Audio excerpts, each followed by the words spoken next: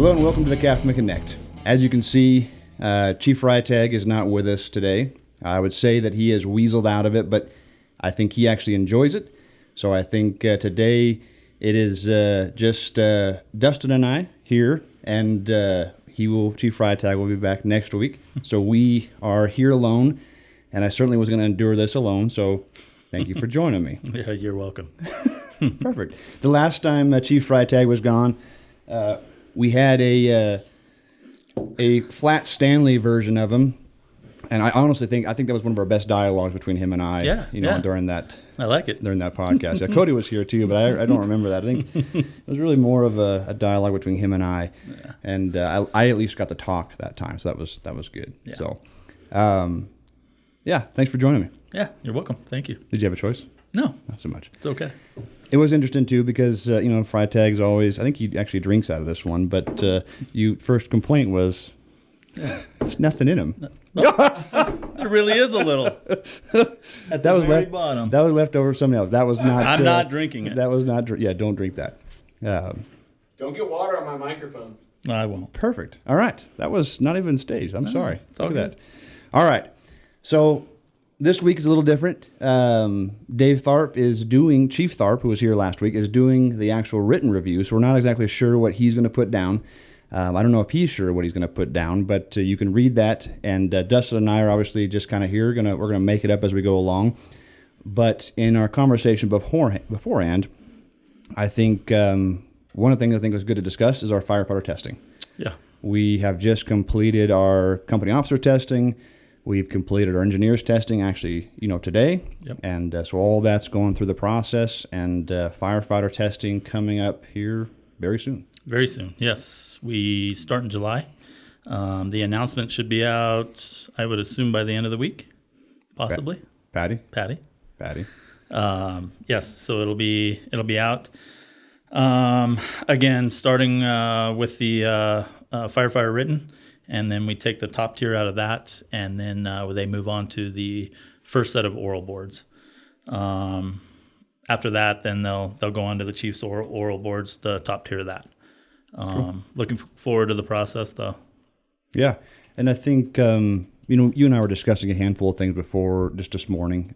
Since I came over to ask you and your mustache to be here today, I think I did throw Jonah a picture of the one time that I had mustache envy when you came in, and we took a picture with Joe Kelly on his way out. So I think he can throw that out there. But thank you both for being here today. Yeah.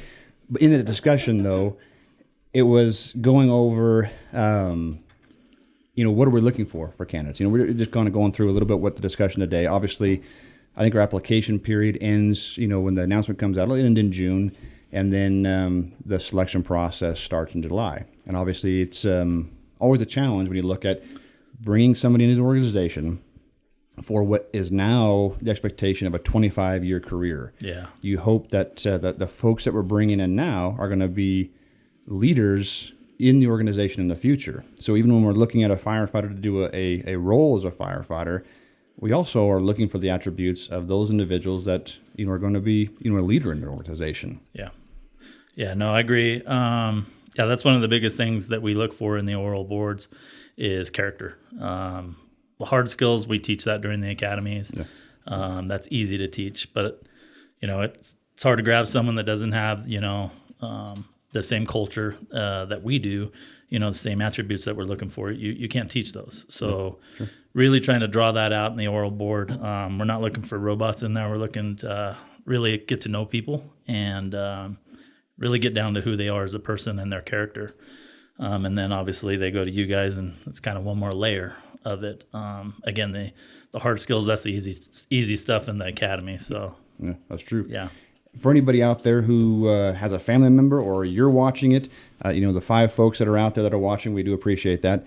But if you know anybody, please let them know that we're going to be testing. We're going to be opening it up. I think we have, my perspective is we have a great organization. Yeah. We have a good culture, but that culture is built on the individuals, and what they bring into the organization, how they act, the experience that they create in their actions.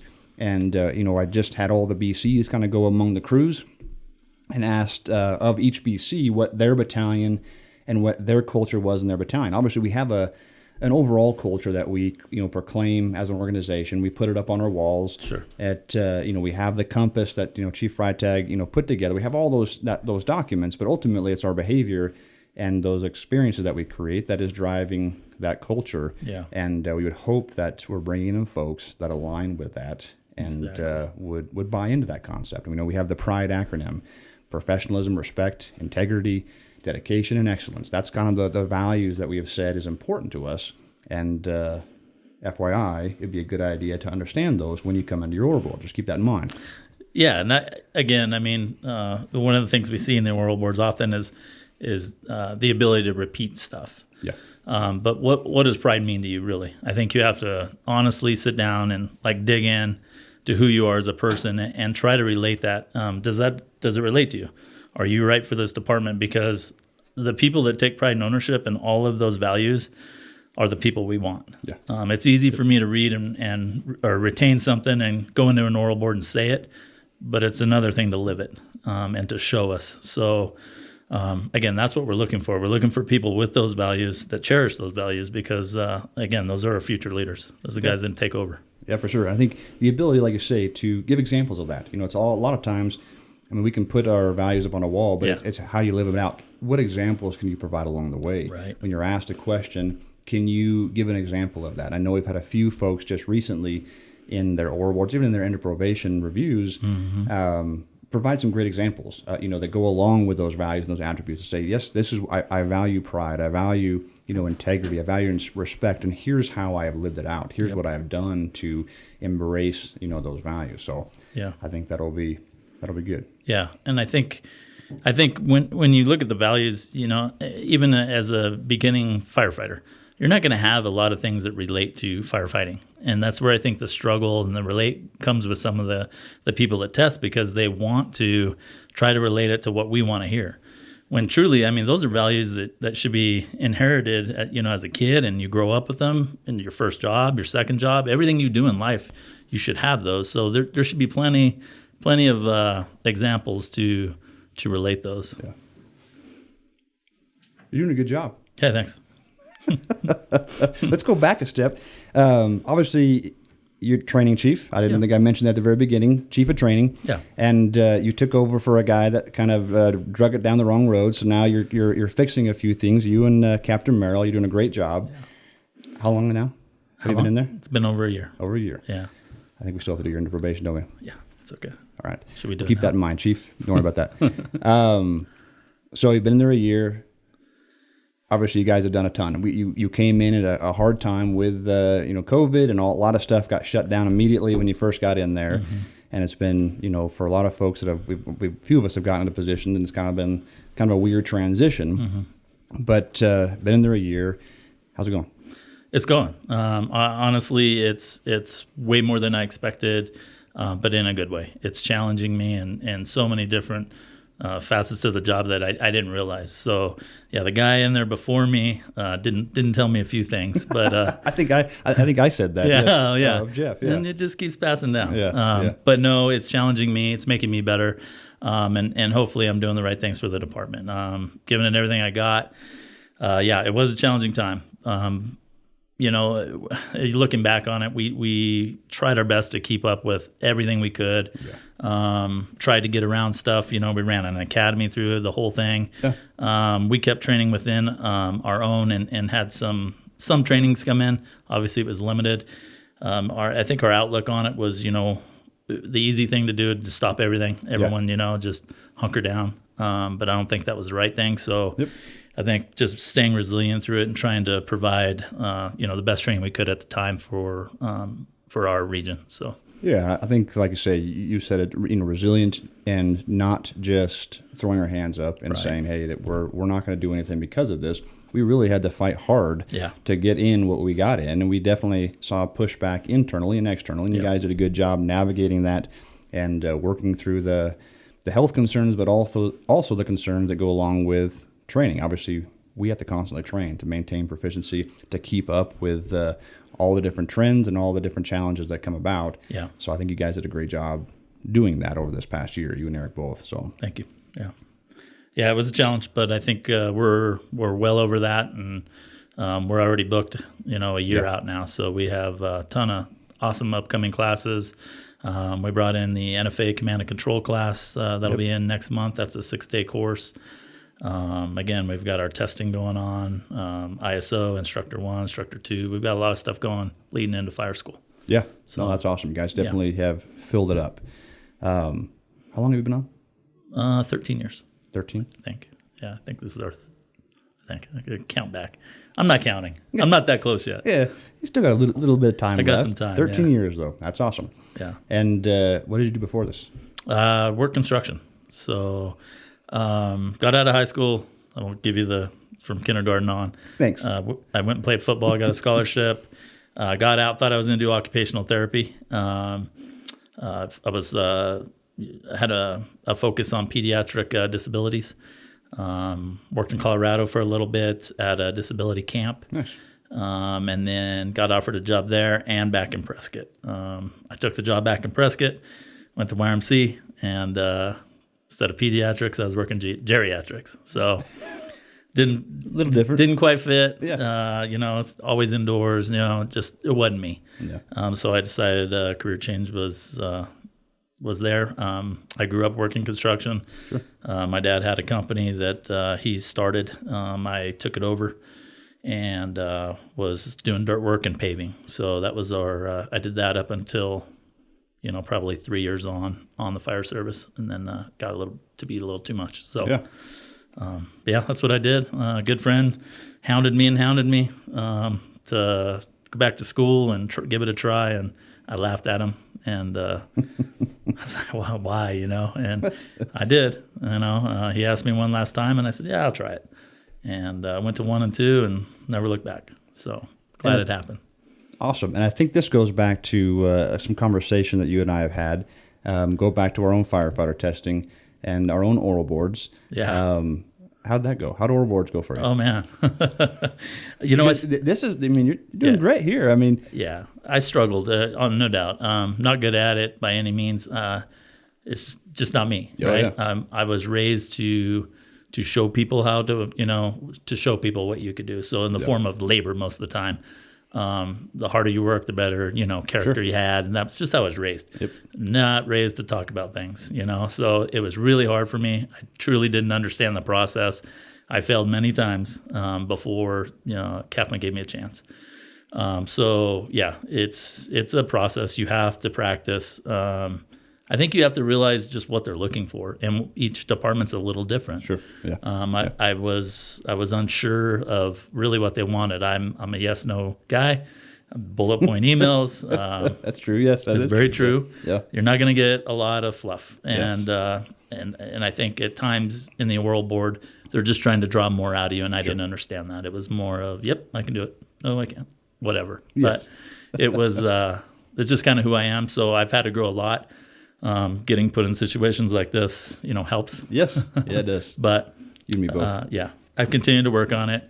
Involved in a lot of stuff throughout the state. So the ability to network and talk and be able to function in those roles is important. Oh yeah, no, like I say, and you've done a great job. You took over the challenge. Well, you were there from the very beginning and look at State Fire School, the challenges we had moving some of those programs forward, the conflict that we had with Phoenix Fire, and getting that started. You were there from the very beginning, and obviously you've taken that over and continued to move forward, and have done so, like you say, maintaining those relationships and building our credibility here at CAFMA, even with your actions more than even your words. And I think that's what spoke the most once we went through the initial conflict of that first class with Fire School at Phoenix. They saw the actions. And like I say, sometimes it's hard for folks to get in front of a group, an oral board, and answer those questions. I want to go back. You mentioned something about multiple failures. Do you think, we've talked quite a bit about it, in sports and the mindset. And, I think the last time we were here, Cody and I, we talked a little about mindset. But do you think that, sports helped you with that mindset, even when you looked at the failures that you had here, in getting on the department, going through multiple oral boards and failing at those? Oh, yes, for sure. I think it was a driving force. You learn so much. I was having a conversation with you earlier. My goal was to play Division I football. I had 3 schools I wanted to play for. Had them lined out, and that was my angle. And got to the end of your senior year, and guess what? I didn't get offers. I had to go to a smaller school. Absolutely, in the end, I had a wonderful experience, but I looked at it in the beginning as I failed my mission. Like I should have, I outworked, I did everything I could, but in the end of the day, when you look at these things, you were given this ability, and you can only take it so far. You can only do so much with it. You can work as hard as you want. You can do all these things, but no matter what, there's always someone better. Oh, sure. It's just the way it is, and yes. sooner you realize that, the better. And so I look at that, and I relay it back to this. Like, it's okay to fail, because honestly, even in college, getting challenged for a position and you having to try and outwork someone, and he comes in and takes it, and then 6 months later, now it's your position again, or whatever it is. It was a constant battle and a constant challenge. You always had someone on your heels. It honestly relates directly to the fire service. Sure. I mean, I looked at the guys testing today. All of them are like brothers. Yeah. But man, they were chomping at each other's heels today to do better than the next. And some are going to fail and some aren't. And they got to realize, like, what are you going to do with that? Hopefully it makes them better. And honestly, at the end of the day, that's really what it's for. The process is to set people apart just a little. Yep. We all know they can do the job. They're all wonderful. Yeah. It's going to set them apart. But, if you do fail, what are you going to do with it? How do you get back up from that? Yes, and I think that's exactly right. And one of the things we talked about in the orientation, you and I were there, for the engineers testing, which you're referencing obviously right now, it's not designed to fail. It's not designed to set them up, trap them, or do anything else. Nope. We want them to be successful. Like you say, ultimately it's the opportunity for them to set themselves apart, help Chief Freitag make a decision, and the ultimate goal to promote good folks. They're all good people. They're all good people doing the job right now. They're all qualified to do the job. Absolutely. And they all do it well. Yeah. And like you say, it's just that opportunity for them to showcase themselves and to help make that final decision. And it's tough. And you see folks, in the midst of it, fall down, struggle, fail. And obviously that's not the intent of it, but that's the result of it sometimes. And what you see is the strength of folks who get back up. And like you say, understand that the opportunity is different no matter what. You wanted to go to a big school, and you had the opportunity to go to a smaller school. Yep. Do you take that opportunity, or do you not do anything because you didn't get what you wanted? Right. And I think the sports aspect of it, like we talked about quite a bit, when you see those kids time and time again win humbly and lose graciously, it's that ability, from the time that they're young. I see it in my own boys and my own girls that builds some resiliency. When you have a tough loss, and you come back from that, like, no, come back the next game and keep on going. Yeah. Step back up and keep on going. And I think you said it well. Understand the gifts that we've been given and use them to the fullest degree. I think that's what success looks like, no matter what level that is, whether you're, the president of the United States or you're working somewhere else. It doesn't matter. Are you using your ability to its fullest? That's success at that point. You bet. Yep. And just to back it up a little, thinking of sports again, raising our kids both of our kids play like travel ball, things like that. Yep. It's funny to see their failures and successes, and I've got 2 kids, raise them exactly the same, and 2 different personalities. Oh, yeah. So dealing with that is the same way. I have one with almost too much humility, and one with probably, none at all. Needs a little. Needs a little, yes. So how do we balance that? My daughter's a pitcher, so you're in the limelight. Oh yeah. You see more failures than you do successes. She is wonderful, but man, it is so crazy to see how she handles herself. I mean, she could get hit, home run, lose the game, whatever it is. We come home, she's upset with herself. She gets over it. Let's go practice the next day. She has a lot of drive from her failures. And then I can go to the other end and see one like, I didn't do that bad. Like, son, they hit 3 home runs off you.